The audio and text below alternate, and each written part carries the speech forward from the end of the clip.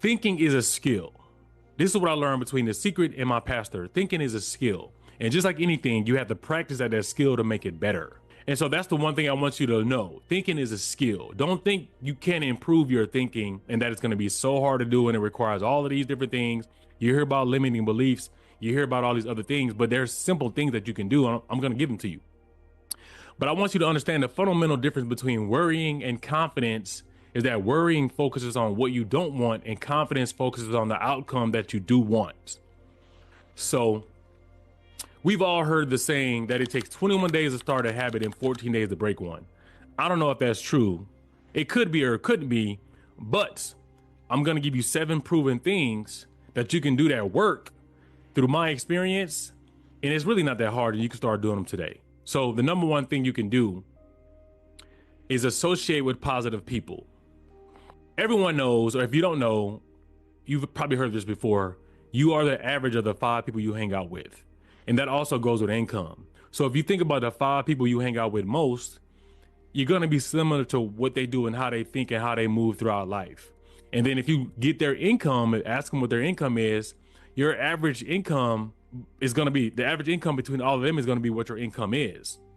So that's why it's huge. That's why the number one thing is to associate with positive people, simply because you want to be the average of some people that are great. Like if I can be the average of, a person who's at 500 million and a billionaire, I mean, I'm doing pretty good.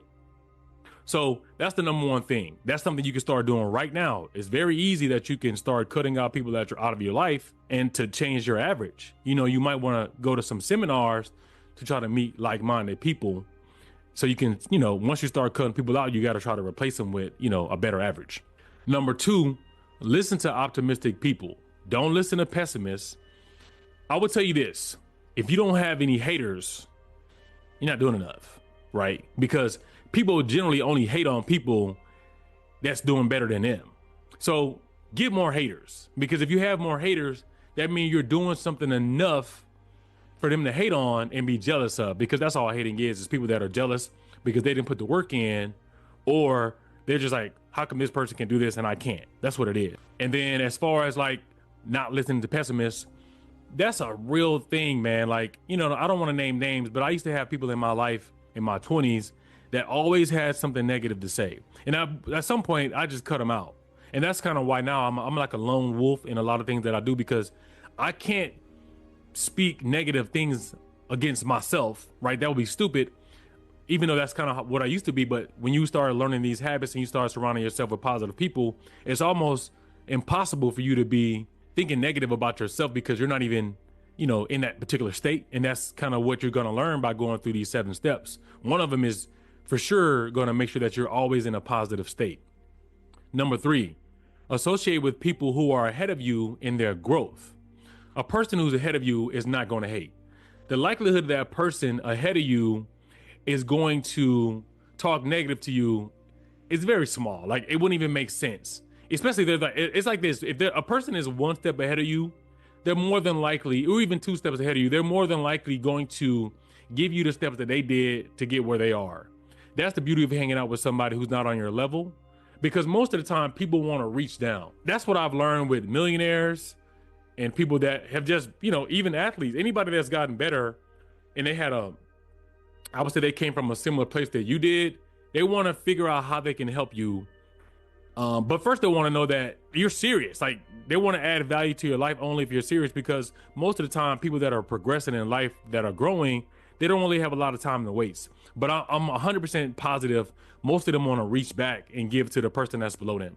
So try to find somebody who is maybe 1 or 2 or 3 steps ahead of you in your growth, and they'll more than likely look out for you. I mean, I just remember a couple times people that were ahead of me that were just even older in age, and I always look up. In my videos, you can see me looking up, because this is a part of NLP. I'm just gonna say this real fast. I'm just recalling memories. So when I'm looking up and to the right, I'm recalling memories.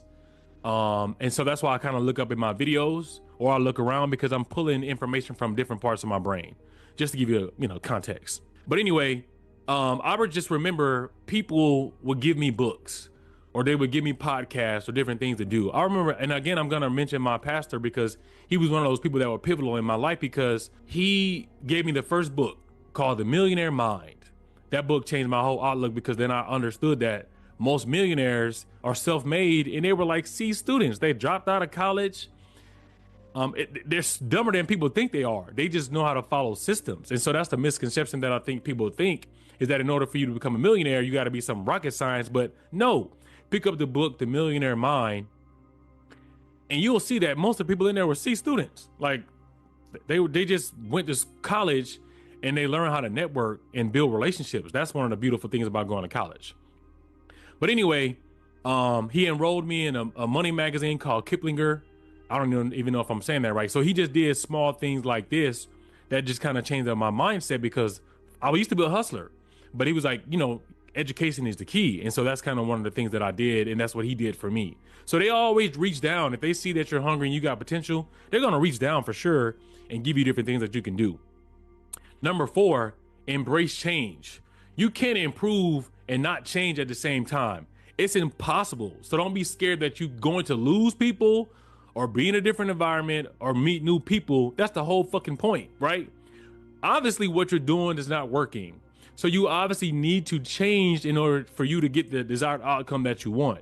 So embrace change, because in many aspects, being in a comfort zone is going to cause you to two things: have an early death physically, and then it's going to lead to an early death in other aspects of your life, whether it be relationships, finances, or different things like that. So I would, you know, embrace change, because obviously what you're doing is not providing you the results that you want in life. You can't do the same thing. Like, you just got to make sure you move forward and don't be in your comfort zone.